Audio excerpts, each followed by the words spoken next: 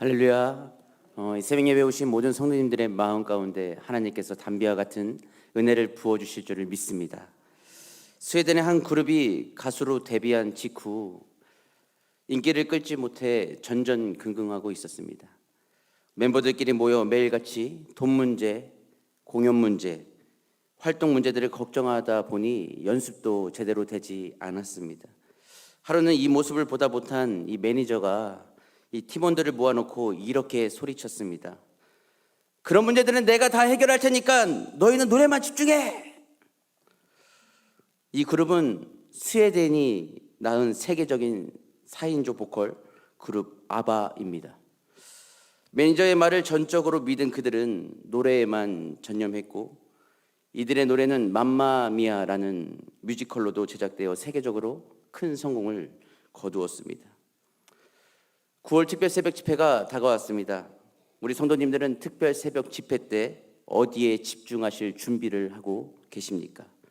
돈 문제, 자녀 문제, 직장, 사업 문제 해야 할까요?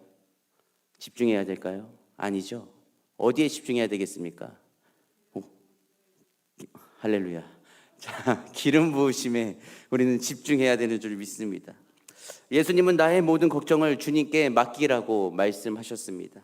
걱정 대신 기도로 모든 근심을 주님께 아뢰고 맡기라고 말씀하셨습니다. 근심하고 걱정하고 있는 우리 성도님들에게 이 매니저가 소리쳤던 것처럼 하나님도 이렇게 우리에게 소리를 높이실 것 같습니다. 그런 문제들은 내가 다 해결할 테니까 너희는 나한테만 집중해. 새벽부터 소리 높여 죄송합니다. 예수님께만 집중할 준비가 되셨습니까? 마음으로 준비한 만큼, 기대한 만큼, 또한 주시는 말씀을 통해 하나님께서 부어주시는 은혜가 가득할 줄을 믿습니다. 오늘 말씀은 예수님께서 초막절 마지막 날에 무리들을 향해서 자신이 생수의 근원인 것을 선포하시고 그들을 초청하는 설교를 하셨습니다. 그때는 유대인들의 초막절 마지막 날이었는데요. 유대인들은 초막절 절기 동안 매일 실로암 연못에서 물을 길어다가 이 제단에 붓는 의식을 거행했다고 합니다.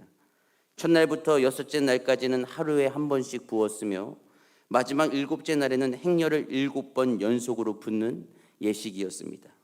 이것은 이스라엘 백성들이 광야 생활할 때 이 하나님께서 반석에서 물을 내신 기적을 기념하기 위한 것이었습니다. 그 광야의 반석의 실체가 바로 예수님이며 예수님이 이 근거로 영원한 생수의 근원이심을 선포한 것이 오늘 본문 말씀인 것입니다. 우리 37절 말씀을 함께 읽겠습니다. 37절 말씀 시작.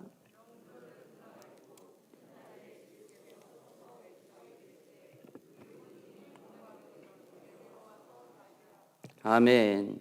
예수님께서 명절을 맞아 이 군중들의 내면에 있는 영적인 목마름의 상태를 보셨습니다. 그들은 육체적인 것만을 추구했지 영적인 것을 바라거나 생각하지 못했습니다. 은혜의 결핍 상태를 인지하지 못하고 살아가고 있기 때문에 하나님과의 영적인 관계에서 오는 이 영적인 영혼의 갈증을 겪을 수밖에 없는 것이 그들의 상태였습니다. 그래서 예수님은 그들에게 내게로 오라고 말씀하셨던 것이 37절 말씀인 것이죠. 누구든지 목마르거든 내게로 와서 마시라. 우리 38절 말씀을 함께 읽겠습니다. 시작.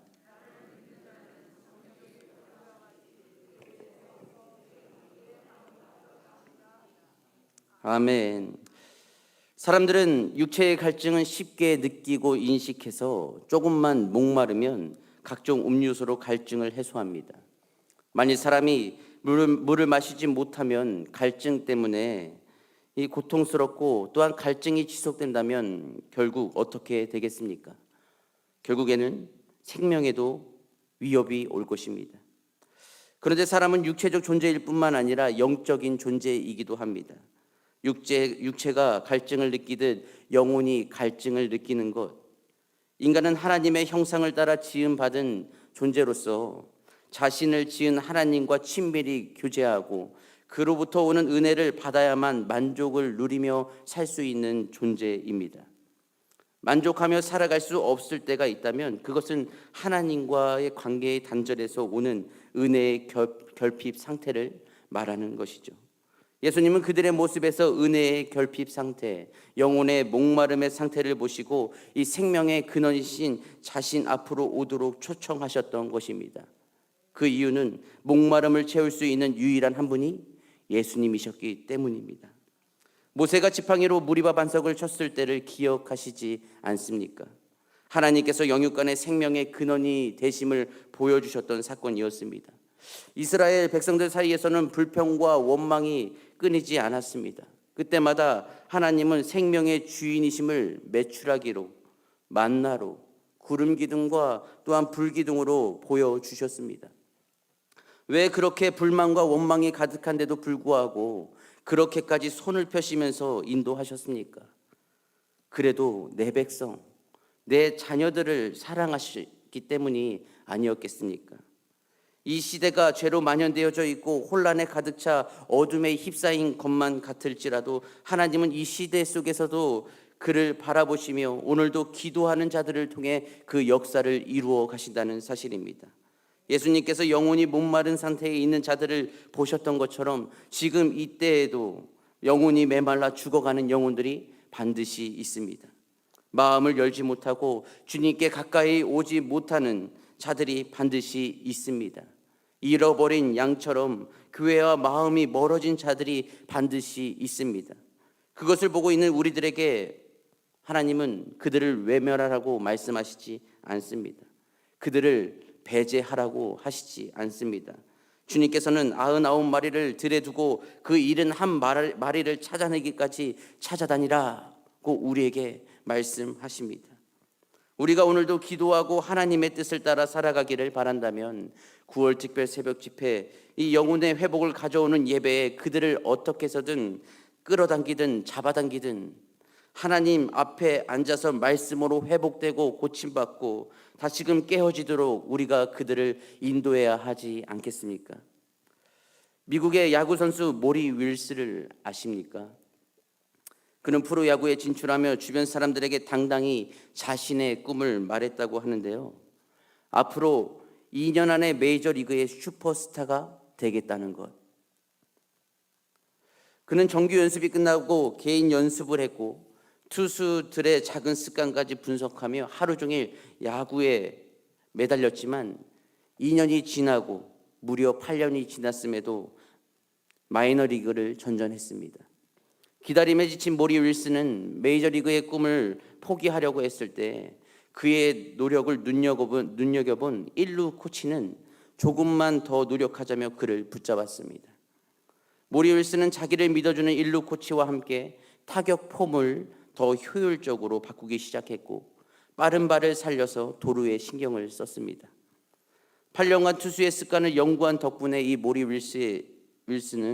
윌스에게는 어떤 투수로부터도 도루에 성공할 수 있는 능력이 생기기 시작했고 그때 마침 주전의 부상으로 이 메이저리그 데뷔 기회를 얻은 모리 윌스는 쉴 틈 없이 이 도루로 상대 투수를 흔들며 이 승리의 주역이 되고야 말았습니다.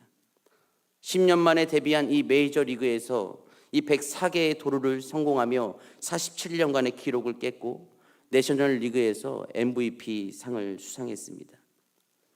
그가 자신의 꿈을 당당히 말한 대로 2년 안에 메이저리그 스타가 되지 못하고 8년이 지났음에도 마이너리그에서 전전하고 있었지만 포기하려고 하는 그때 그를 붙잡았던 1루 코치의 손길로 그는 다시 끈기를 가지고 나아가자 값진 승리를 경험했습니다. 어찌 보면 믿음을 가지고 나아가는 우리와 다르지 않습니다. 우리도 1년, 3년, 5년, 10년 지금까지 기도하며 열심히 달려왔습니다. 때론 모리 윌스처럼 포기하고 싶을 때도 있고 낙심하기도 하고 또한 의심의 프레임에 갇혀서 하나님을 온전히 신뢰하지 못할 때도 있었을 것입니다. 그러나 우리는 그러한 상황 속에서도 우리를 눈여겨보며 끝까지 붙잡아 주시는 한 분이 계셨습니다. 바로 누구십니까? 바로 예수님, 모리 윌스에게 일루 코치가 있었다면 지금 우리에게는 예수님이 계십니다. 그가 타격 폼을 바꿨다면 우리는 이제는 기도의 폼을 바꾸어야 합니다.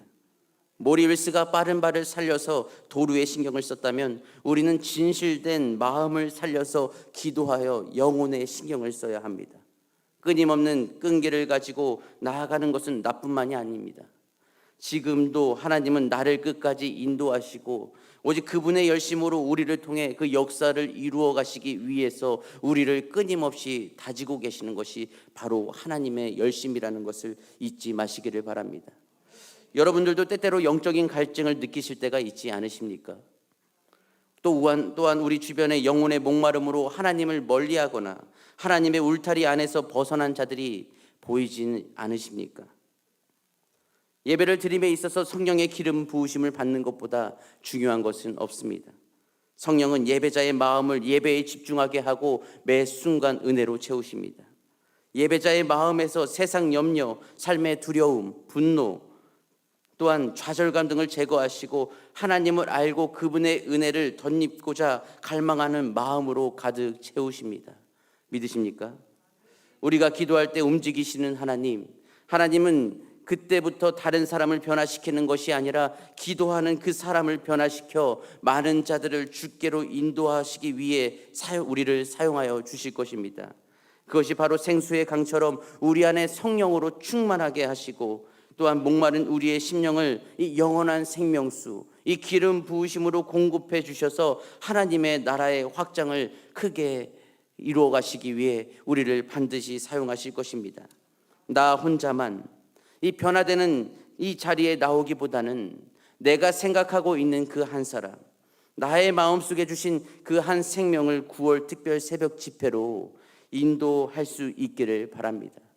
그 사람이 우리 교인일 수도 있고 교인이 아닐 수 있습니다. 그러나 그것은 중요하지 않습니다. 하나님은 반드시 주께로 나아오는 자에게 영혼의 생명수를 가득히 채워 주실 것이라 약속하셨습니다. 메마른 영혼들을 다시 소생시켜 주실 것이라 말씀하십니다. 우리에게 능력이 있는 것이 아니라 우리를 통하여 일하시는 하나님께 능력이 있음을 믿고 하나님의 역사에게 모든 역사심을 기대하며 큰 그릇을 준비하며 나아갈 수 있는 우리 성도님들이 되시기를 축복합니다.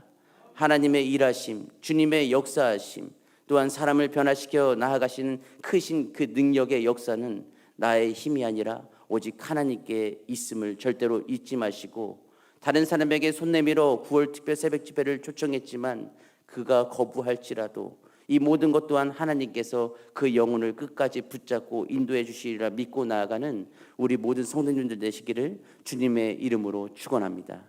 함께 기도하시겠습니다.